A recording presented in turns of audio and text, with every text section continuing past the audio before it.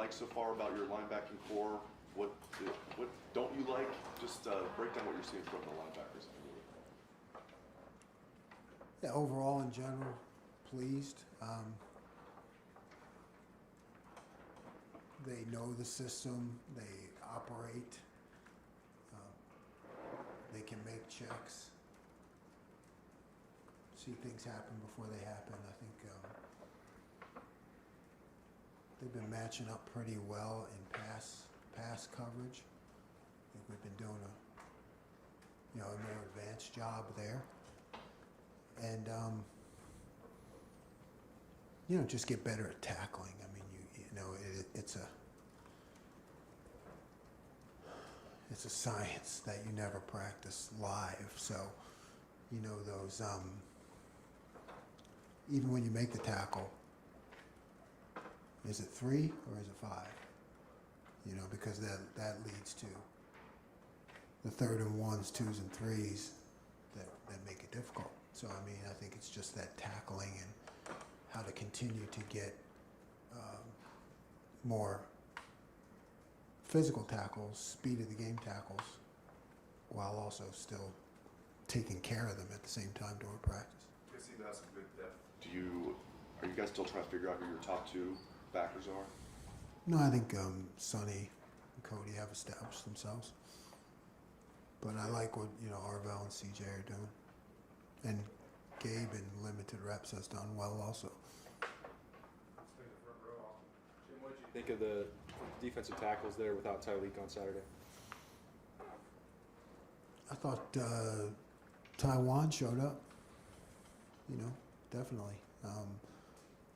Kind of flashed a couple times, and in terms of being athletic and running to the ball.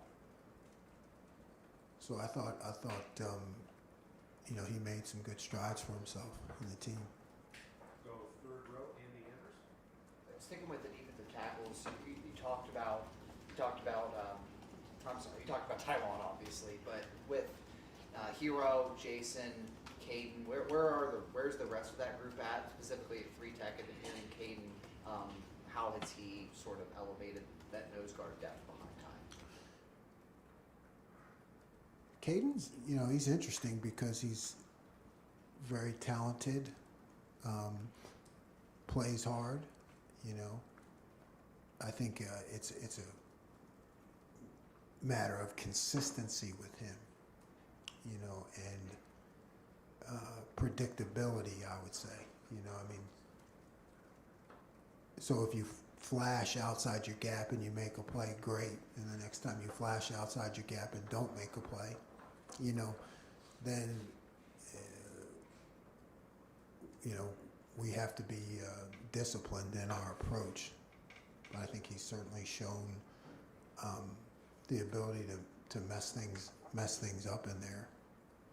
Go next door to Dan Hope, 11 Warriors. Just to follow up on Taiwan, if Tyleek wasn't able to go this week, would you see him as your starting 3 tech based on how he played?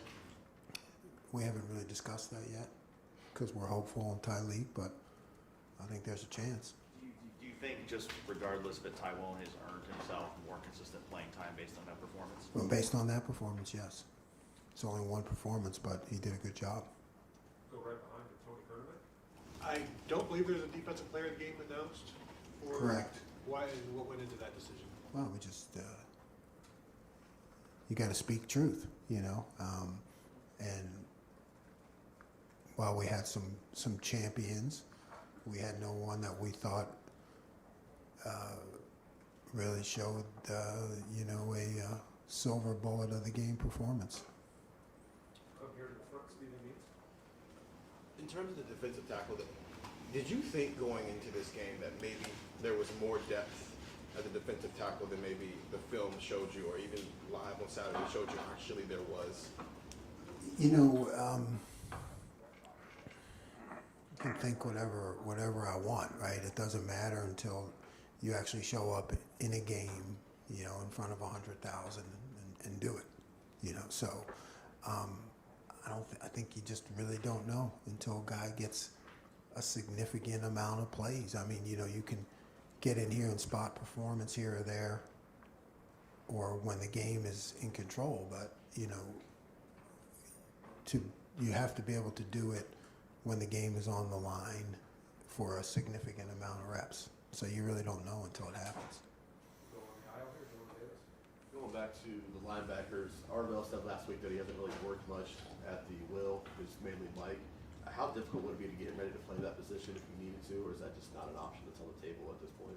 No, it's not an option. I mean, with Arvell, he's on a structured course to greatness. So he's climbing that step by step.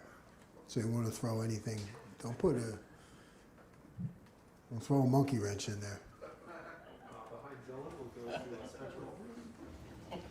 Jim, what did you like from the secondary handling an offense on Saturday that you guys probably won't see a lot of moving forward?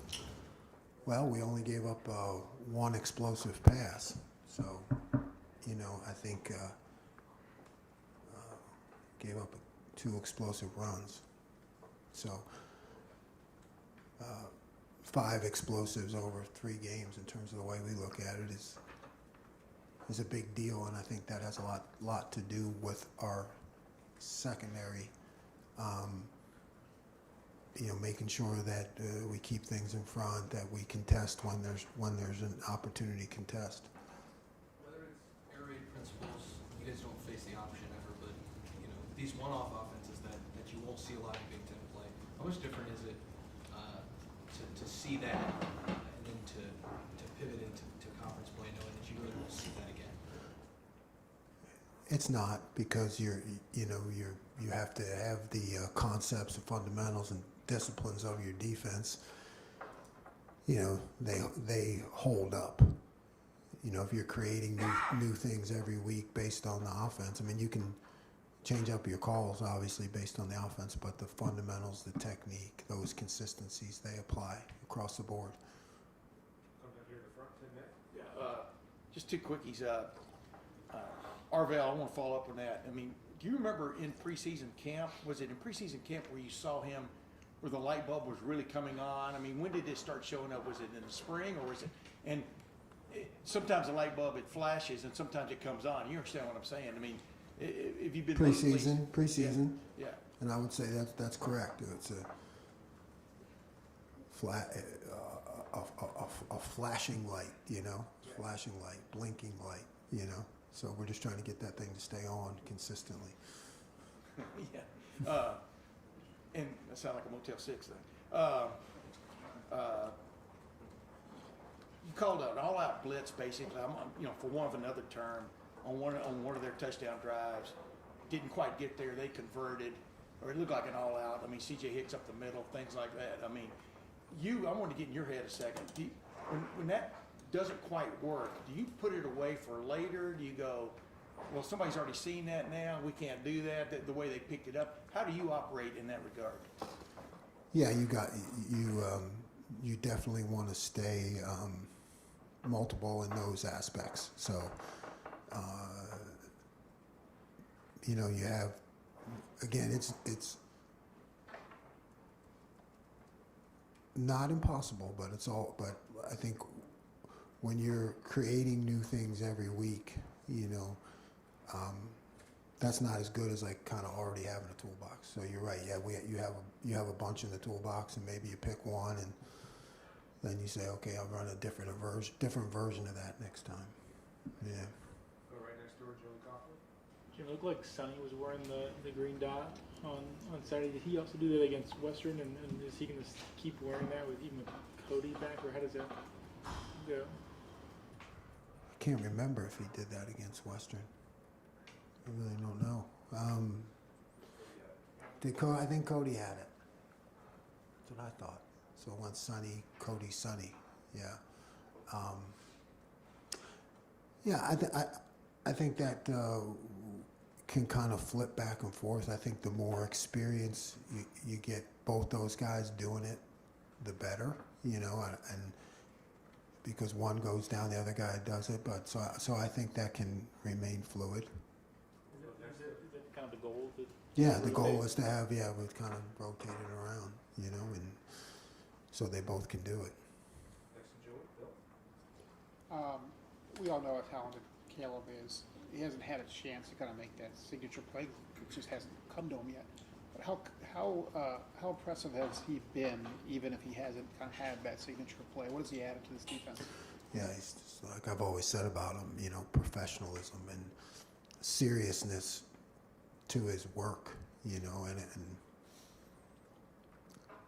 coachability, you know, just makes mistakes. He's human, you know, but he fixes things. So the slight nuances that we do week to week, he picks them up like that, and he's real serious about it. Last week, basically, your defense played close to perfect. You were like, I don't want to hear it. The fact that you had some issues on Saturday is actually, from your perspective, a healthy thing where you can say, look, there's a reason that I can't let you get complacent because we did screw this up, we did screw that up. Is that a good thing heading into especially Big Ten play? No, it's never a good thing. It's not a good thing, you know. But you have to make the best of it, you know. So it's learning experience. You know, everything happens for a reason. Okay, this happened. Here's how we didn't play it right. Here's how we have to play it right. So we learn from it. You know, you learn. I think Bear Bryant said you learn a lot from a loss. We're not allowed to lose around here. So, but you learn even more from, you know, a win where you don't play your absolute best. So it's probably where you're heading, but I don't ever think it's a good thing. You just take what you have and make the best of it. Frustrated Saturday? Was I what? Frustrated Saturday? Yeah, a little bit. Yeah, I mean, you know, our expectation has to be perfection and domination all the time. You know, I thought we had a slow start. I thought I could have done a better job. And then you get in the start, but you get into those situations where it's like 3rd and 3, 3rd and 4, and you kind of scramble around and and you don't get off the field, you know, on the 3rd play or the 6th play, and then I think that's when you get into trouble. You know, you get off the field that first 3rd and 3 or even the 2nd third. I mean, you know, maybe, you know, you may not see those 2 touchdowns. You know, I mean, it's just kind of the way the game rolls, which, you know, brings up the importance of getting off the field 3rd down. Second half. I mean, you know what I mean? It was a totally different. Yeah, we did what we're supposed to do. All right, we got the last question, Caleb T. Robinson. Jim, kind of go back to something you said about Caden. You mentioned sometimes he'll flash out of his gap and make a big play, and then next time he may flash out of gap and something happens. And this isn't particularly about Caden, but when you see guys make a play outside of maybe the gap or the role they're supposed to be in, how do you balance that with them in the sense of, we like the play you made, but that's not what exactly you're supposed to be doing in this scheme of what we're doing? Well, if you do what you're supposed to do, you know, and then when you flash to do something else, you make the play 100% of the time, I'm cool with that.